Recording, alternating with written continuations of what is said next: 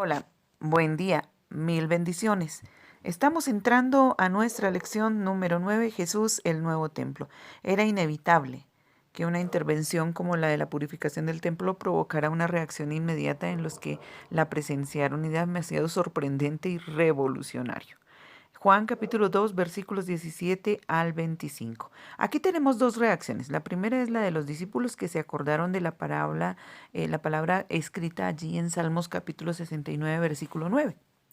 El que este versículo les viniera a la memoria era señal de que estaban dándose cuenta cada vez más de que Jesús era el Mesías. La segunda reacción fue la de los judíos, una reacción muy natural. Le preguntaron a Jesús qué derecho tenía para actuar de esa manera y le exigieron que presentara inmediatamente sus credenciales por medio de algún milagro. La cosa era que reconocían que la acción de Jesús indicaba que él se presentaba como el Mesías. La contestación de Jesús presenta el mayor problema de este pasaje. ¿Qué fue lo que dijo exactamente? ¿Y qué quería decir Jesús?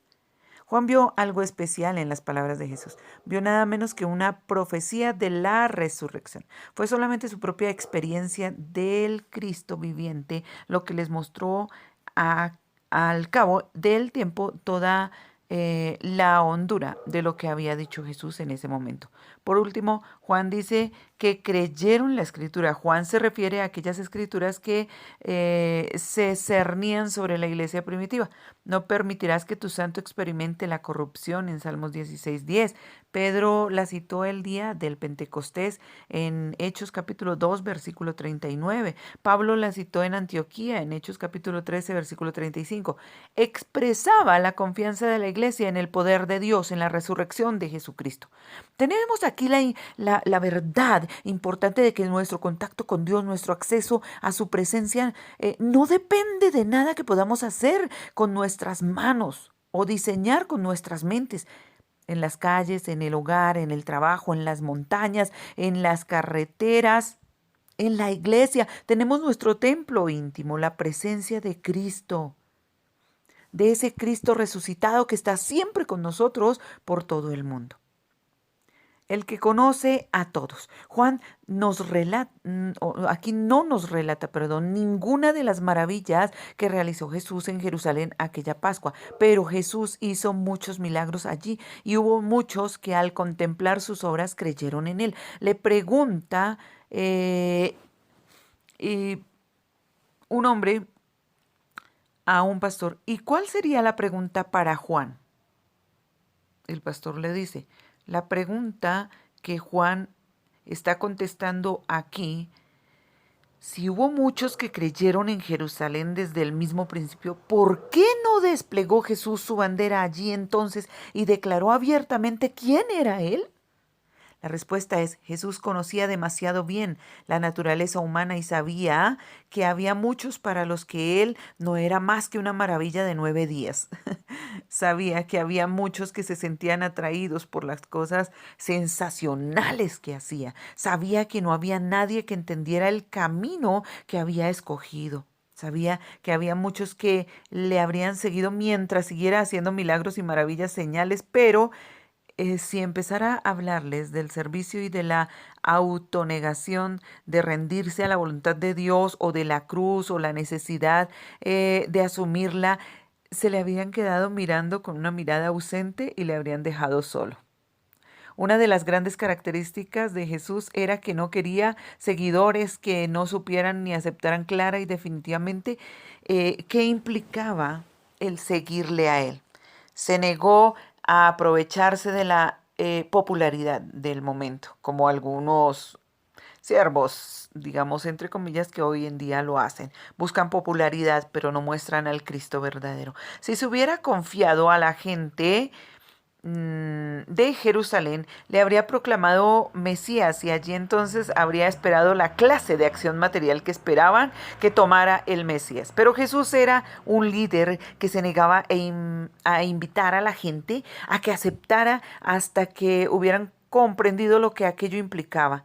Insistía en que las personas supieran que estaba haciendo él. Jesús conocía la naturaleza humana, conocía la fragilidad e inestabilidad del corazón. Sabía que una persona se podía sentir arrebatada en un momento de emoción y volverse atrás cuando descubriera lo que realmente suponía de decisión. Sabía el hambre de sensaciones que hay en la naturaleza. Nosotros vivimos de sensaciones humanas, de sensaciones, de sentir, de emoción. No quería una multitud vitoreando sin saber por qué, sino una compañía verdaderamente reducida que supiera lo que hacía y estuviera dispuesta a seguirle hasta el final. Hay algo que debemos notar en este pasaje del por qué o para qué tendremos ocasión de encontrarlo una y otra vez. Cuando Juan habla de los milagros de Jesús, los llama a ellos señales. El Nuevo Testamento usa 3 palabras diferentes para las obras maravillosas de Dios y de Jesús, cada una de las cuales nos dice algo de lo que es realmente un milagro. La primera, una palabra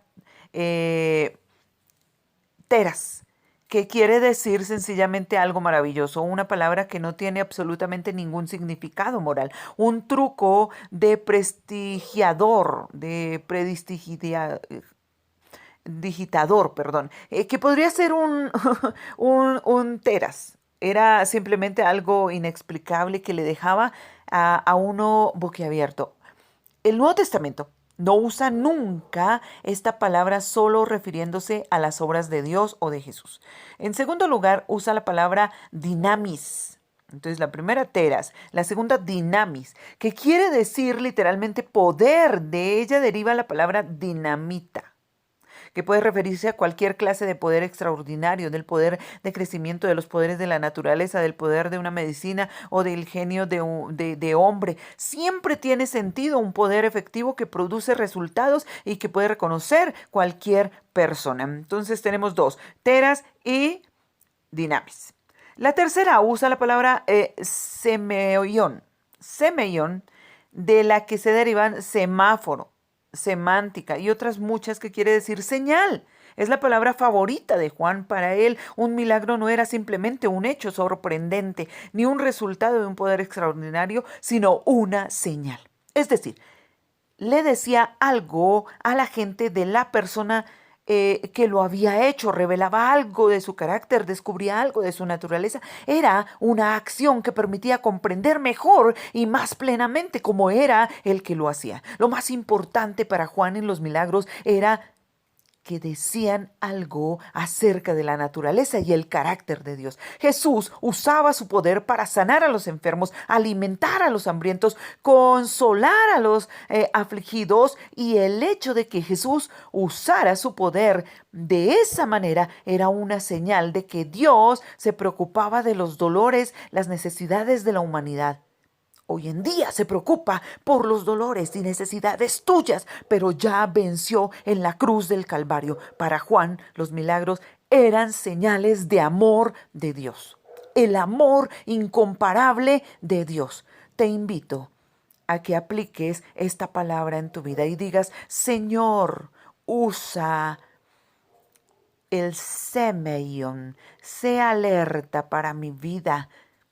Dame una señal cada día, da una señal en mi casa. Quiero una señal, quiero un milagro en mi casa. Quiero tu dinamis actuando en mi casa. Quiero esa tera, esa palabra maravillosa.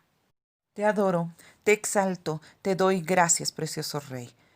Amén y amén. ¡Feliz día! Mil bendiciones. Estamos en contacto. Espero que contestes el cuestionario de esta lección y espero que haya sido edificante esta lección para tu vida. Un abrazo para todos. Recuerden que les habló Janet Chaparro.